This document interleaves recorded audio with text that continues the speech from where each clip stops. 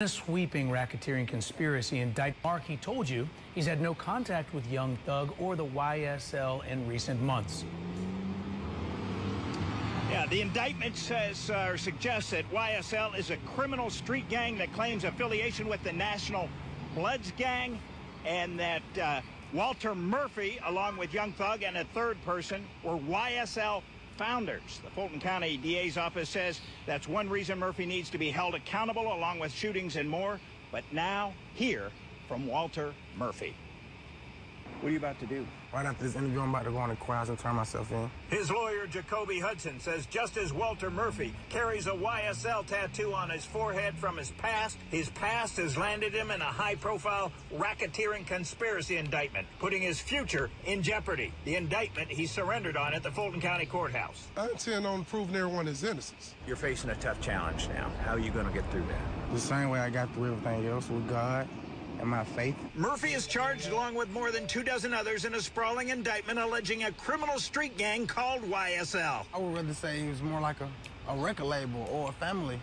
Once upon a time, I was actually a road manager on that label. An indictment that's attracted attention in part because of the gang and RICO conspiracy charges against famous rapper Jeffrey Williams, a.k.a. Young Thug. Without question or hesitation, Mr. Williams committed no crime whatsoever. Since you've been out of prison, have you had any contact with Young Thug or any other alleged members of YSL?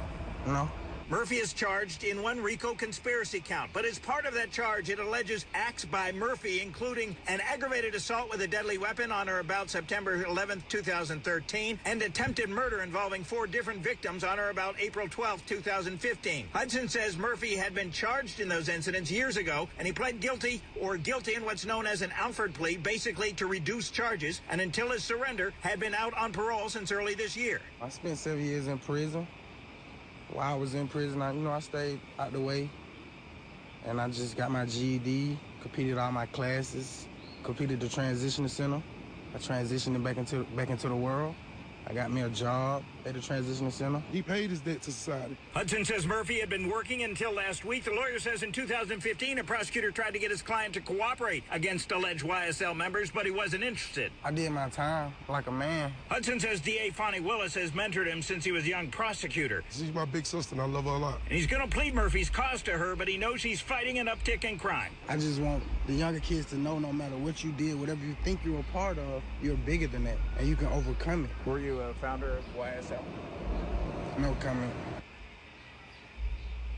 Now, the Fulton County District Attorney's Office says the racketeering conspiracy count in the indictment does charge some suspects with individual acts they've had to answer for before, but that part of the purpose is to hold people responsible collectively for an alleged criminal organization that has wreaked havoc on the streets. Reporting live in downtown Atlanta, Mark Winnie, Channel 2 Action. Another